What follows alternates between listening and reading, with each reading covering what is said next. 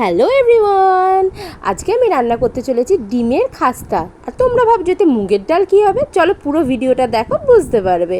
প্রথমে মুগের ডালগুলো আমি শুকনো কাঠখোলায় ভেজে নিয়েছি, দিয়ে ভেজে নিয়ে মিক্সার গ্রাইন্ডারের মধ্যে দিয়ে একটা মিহি পেস্ট বানিয়ে নিয়েছি।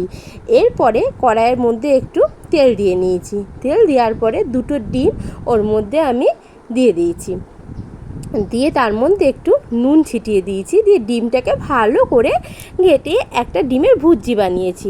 আমার চ্যানেলটা যদি তোমরা নতুন দেখে থাকো অবশ্যই কিন্তু সাবস্ক্রাইব করে দিও এরকম নতুন নতুন রান্নার ভিডিও দেখার জন্য। দেখো ডিমের ভুজিটা কিন্তু একদম রেডি।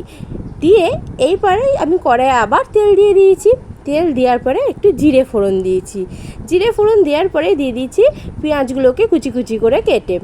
ভালো করে পেঁয়াজগুলোকে লাল লাল করে ভাজার জন্য একটু নুন দিয়ে নিয়েছি, দিয়ে বেশ করে ভেজের মধ্যে কাঁচা লঙ্কা দিয়ে নিয়েছি।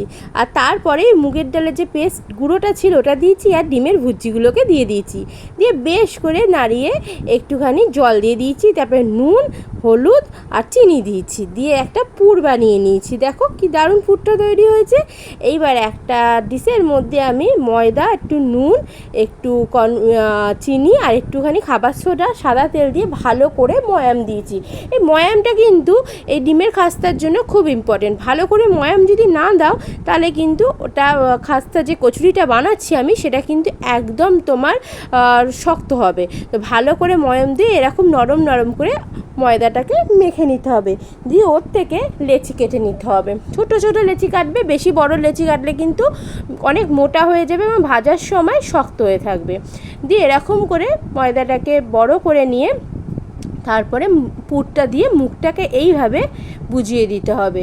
দেখো, দিয়ে হাতের সাহায্যে এভাবে প্রেস করে দিতে হবে। প্রেস করে দিলেই দেখো একটা ভালো গোল শেপ তৈরি হয়ে যাবে। তোমরা যদি বুঝতে না পারো চলো আর একটা দেখিয়ে দিই। এরকম ময়দাটাকে নিয়ে এটা বাটির মতন আকার দিয়ে তারপরে পুরটা দিয়ে ঠিক দুদিকের মুখগুলো এইভাবে মুড়ে দিতে হবে। এরকম করে মুড়ে দেওয়ার পরে হাতের তালুর সাহায্যে ওটাকে এরকম করে নিয়ে গোল গোল করে দিয়ে দিতে হবে। এরকম করে নিলে কয়েকটা আমি এরকম করে বানিয়ে নিয়েছি। বেশ সুন্দর হয়েছিল কিন্তু জানো তো খেতে, বাড়ির সবার তো দারুণ লেগেছিল খেতে। তোমরা বাড়িতে বানিয়ে দেখতে পারো আর কমেন্টে কিন্তু বলো যে তোমাদের কেমন লাগলো খেয়ে। দেখো, প্রথমে আমি কড়াইয়ে আবার সাদা তেল দিয়ে দিয়েছি, বেশি তেল আমি ব্যবহার করি না বলে অল্প তেলই দিয়েছি। দিয়ে দেখো ওই ময়দার যে ডোগুলো ছিল ওগুলো সব দিয়ে দিয়েছি। এগুলো একদম কচুরির মতন, খাস্তা কচুরির মতন খেতে হবে, আর খেতেও কিন্তু খুব ভালো হবে। দেখো বেশ লাল লাল করে ভেজে নিয়ে আমি প্লেটের মধ্যে তুলে নিয়েছি, দিয়ে স্যালাড সহকারে আমি পরিবেশন করেছি। আমার বাড়ির লোক কিন্তু খেয়ে বলেছিল অসাধারণ খেতে হয়েছে। এই রকম নতুন নতুন রান্না দেখতে অবশ্যই কিন্তু মিঠাই রেসেল চ্যানেলটাকে সাবস্ক্রাইব করে দিও। আর তোমরা যদি আমার চ্যানেলটা নতুন দেখে থাকো তাহলে কিন্তু বেল আইকনটা কিন্তু প্রেস করে দিও, তাহলে কিন্তু আমার সব ভিডিওগুলো কিন্তু তোমরা দেখতে পেয়ে যাবে তাড়াতাড়ি। আর দেখো এই রান্নাটা যদি ভালো হয় তাহলে অবশ্যই কিন্তু এটা লাইক করে দিও।